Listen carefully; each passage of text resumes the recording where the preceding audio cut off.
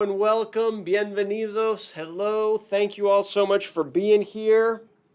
I'm grateful to be with you today. My name's Otis Landerholm. I'm the founding attorney here at Landerholm Immigration, A.P.C, where we fight for your American dream. And it's Thursday. It's the 31st of March of 2022. It's the last day of the month of March. Can you believe it? Crazy, right? Crazy. And here we are in Oakland, California, and I really am grateful to have each of you here with me. We are on another episode here today of the Empowered Immigrant Live. Today we're going to be talking about family-based immigration, and we're going to be asking that question: what should I do, adjustment of status or consular processing? What's better in my situation, adjustment of status or consular processing, and what's the difference? All right?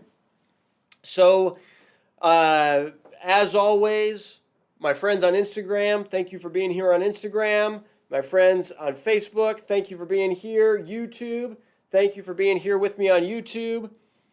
TikTok, thank you for being on TikTok. I love it. I love it. So thank you all so much.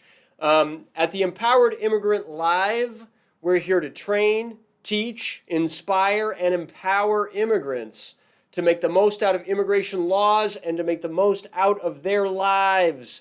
Today, our theme is adjustment of status versus consular processing. All right? And my question for you is, do you want to get a green card? All right? Do you want to get a green card this year? Is this year your year?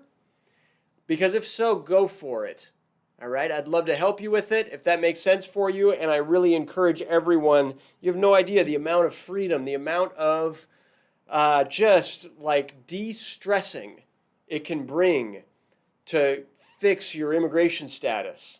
All right? Like you don't have to worry about it anymore. And that's what comes with citizenship, and that's what comes with being a lawful permanent resident in the U.S. All right? If there's a way, let's figure the way out. If there's a strategy, let's figure the strategy out. It all starts with a simple phone call, and we're here to help you with that if that's what makes sense for you. And so I'm an open book today to take questions, all right? I have not received questions ahead of time today. And so if you've got questions, hey, send them in. I'll answer them, all right? I'll answer anything you got, okay? And so I want to start today, and I want to start our theme today, adjustments and consular processing.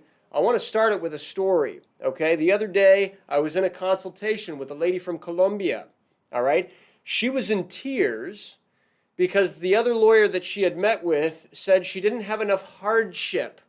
She didn't have enough hardship to do a consular process case with a waiver, so she wouldn't be eligible for a green card. Remember, often when we're consular processing, we got to show extreme hardship to a U.S. citizen spouse or parent. And if you don't have an extreme level of hardship, then they're going to deny your case. All right? But I was in that consult, and she's crying, and she's like, oh, the other person says I don't have any options, and here's why, and is there any argument that I have extreme hardship? And I'm like, wait a second. But you entered with a visa, right? She's like, yes. And I'm like, well, ma'am, you don't need to consular process. You don't need a waiver. And she looks at me, and she's like, but wait a minute, what about all my unlawful presence, right? What about all my unlawful presence? I'm like, ma'am, great question. Thank you for asking it. But the way it works is you only trigger an unlawful presence bar if you leave the U.S., for example, to do a consular process. So don't leave the U.S. and instead let's apply for your green card through your U.S. citizen son who just turned 21, and let's get you that green card that you deserve here in the U.S. now. She's like, light bulb goes off. She doesn't need a waiver. She was like so relieved, right? We can do this, right? It's funny that the worry that people have or the misinformation that people receive. It's like, let's clarify. Let's go a step deeper. Let's figure out, like, let's not just assume that you have to consular process in your situation. Maybe there's a way to do it here. to avoid the waiver process. Let's not assume that you're inadmissible. Maybe you're not. Okay? Anyway, there you go. There you go. So, and the moral of that story is let's get clarity first. That's what let's do a consultation first. Let's figure it out together. We can do that. I presented on this last week. I want to pivot a little bit. I want to talk a little bit about the news of kind of what's going on right now, whether it's an adjustment case or it's a consular case. There are more backlogs. There are 8 million cases pending before USCIS. I don't have the exact number before the U.S. consulates. It's the highest number in history, all right? Adjustment of status cases are taking more than 2 years right now. In most places, consular cases are taking even longer. And so my question for you to just be aware of, right? You got to be aware of it. Like, is the pandemic over?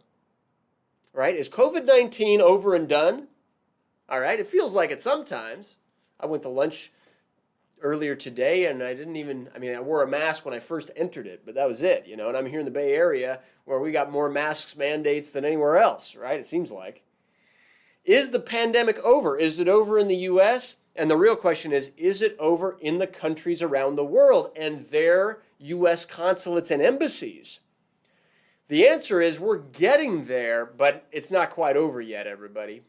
All right, you got to be aware of that because that also affects adjustment of status here in the U.S. versus consular processing at your home country. Well, what's the situation of the pandemic in your home country? And are the embassies even open there yet? Because some are open and working and others are not. And you got to be aware of it. All right, so let's talk about the basics. I always like to talk about the basics. How is a person eligible to adjust status? That's all. If there's a way to adjust you here in the U.S., let's figure that way out. All right? So the big three requirements to adjust status. First, you have to have been inspected and admitted or paroled into the United States. All right? So right there, if you weren't inspected and admitted or paroled, if you crossed the border without permission, then it's likely that you've got to do a consular case. All right, now there is an exception to that, which is called 245I. If you had a petition that was filed on your behalf on or before April 30th of the year 2001, then you might be protected under 245I. You might be able to adjust status if you're in that situation. All right. Step one is you have to have been inspected and admitted or paroled as you enter lawfully into the U.S. Step two, to be able to adjust here, is you have to be in a bona fide relationship with a United States citizen or a green card holding spouse, or have a visa that's currently available through your eligible family member and be in lawful status. Okay? If it's a U.S. citizen spouse or a U.S. citizen child petitioning you, you don't have to be in lawful status now to adjust. But if it's another family member, a green card holding spouse, you do. And that's that often causes confusion. Sometimes we've got to look deeper into that issue, but we can do that. Requirement number 3 is you have to be, as always, quote unquote admissible, all right, or eligible for a waiver. So do you have a criminal record? All right. Have you ever lied to immigration before? Have you ever used, possessed, sold, transported, cultivated any illegal drug, narcotic, marijuana, any controlled substance? All right. Have you ever falsely claimed to be a U.S. citizen before? There's lots of different inadmissibility grounds. Do you have an unlawful presence bar against you? We can go through each of those. We've got our red flags list. We can go through that together in a detailed consultation to get to the bottom of that. But if you are or have been inspected and admitted or paroled into the U.S., you entered lawfully. If you're in a bona fide relationship, for example, with a U.S. citizen, right? If you're admissible, all right, then you're eligible to adjust status. You're eligible, all right? And now it's just a question of, hey, putting all the paperwork together, filing all the required documents, making sure you got everything the way the government likes it, send it off, and you'll be in your process to get yourself a green card here in the U.S. Got it? And so, wait a second. If you're not eligible to adjust, then what? All right? Then what? So if you're not eligible to adjust, we got to figure out why. Is it because you weren't inspected and admitted or paroled? You crossed the border without permission. If that's the reason, if that's the only reason, then hey, you might be eligible to consular process. You will trigger an unlawful presence bar. There's a way to waive it. You can waive it even before you leave the U.S. All right? But it's a longer, slower, harder case because you got to leave the U.S. to do it. All right? Now, the last slide that I want to go over, the last major point that I want to go over is I just want to answer this question. What are the benefits of adjustment of status over consular processing? Some people are like, hey, I want a consular process. Okay, great. But let's talk it through. What are the benefits of adjusting versus the benefits of consular processing? And in my opinion, I always advise someone to adjust status and not consular process if you can. All right?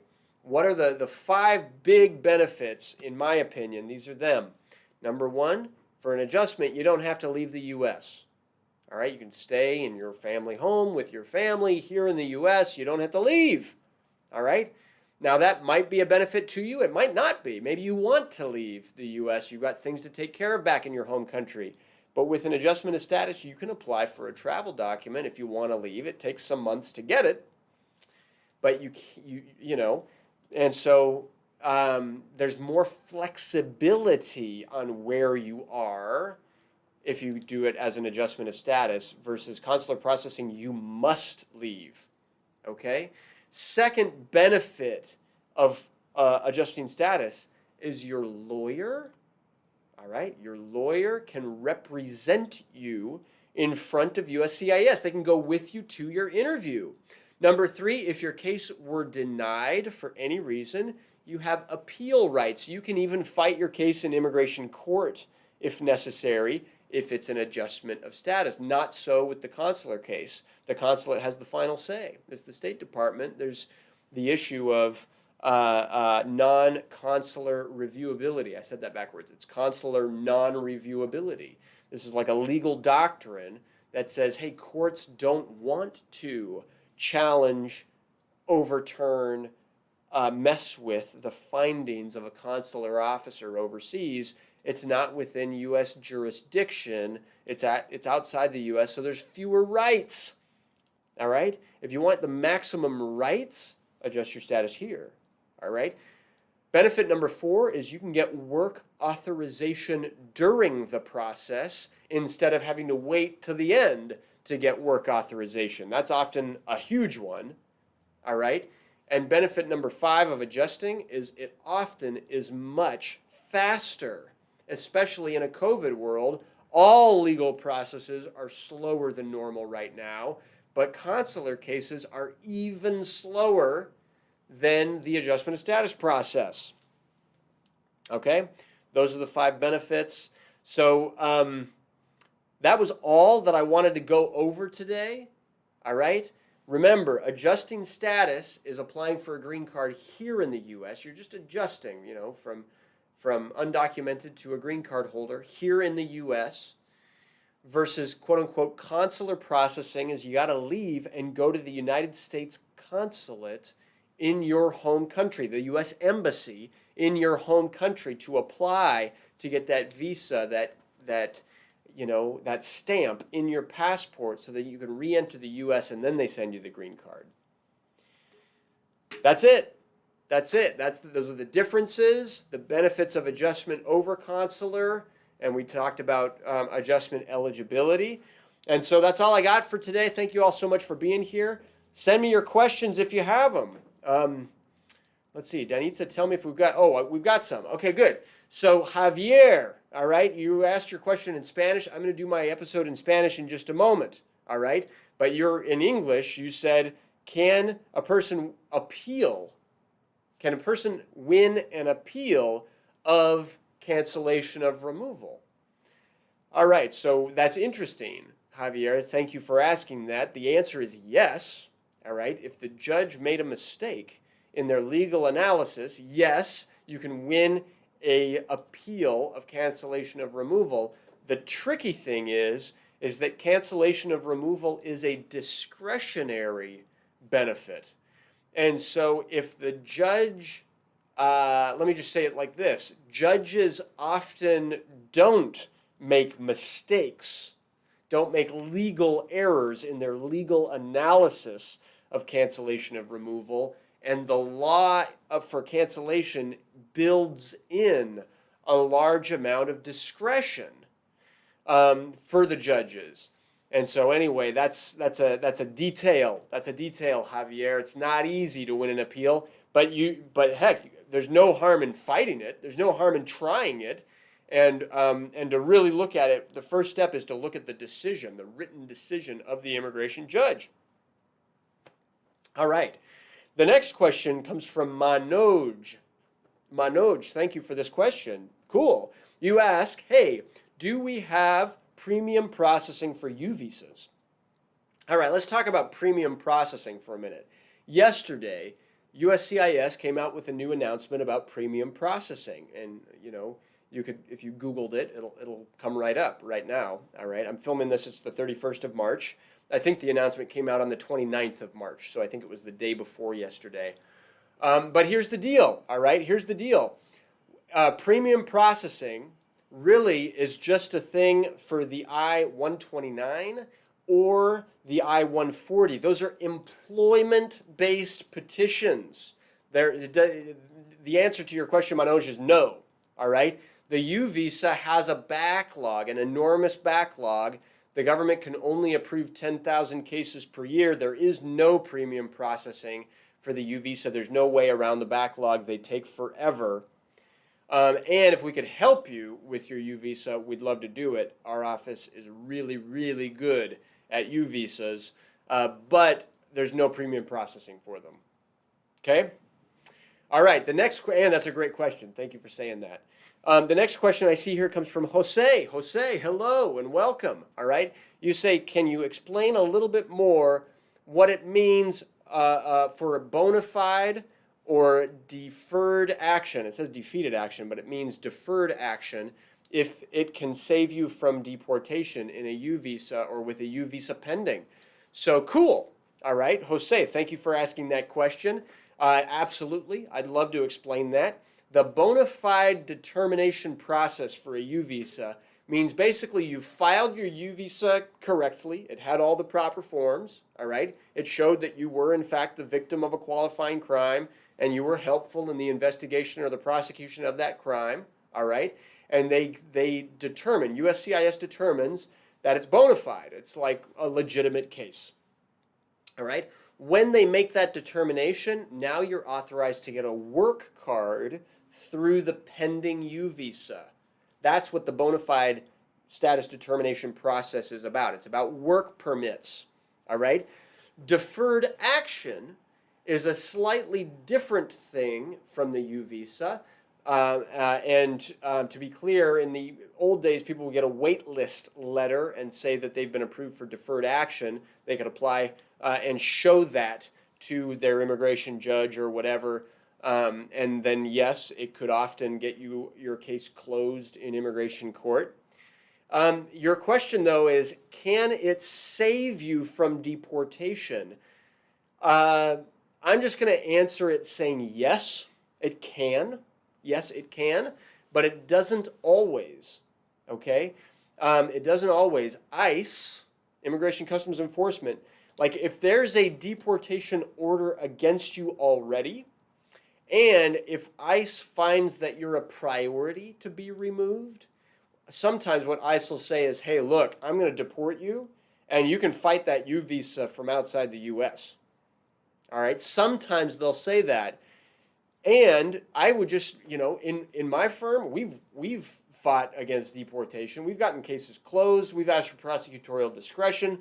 We've filed stay requests with ICE to prevent a deportation when there's a U visa on file.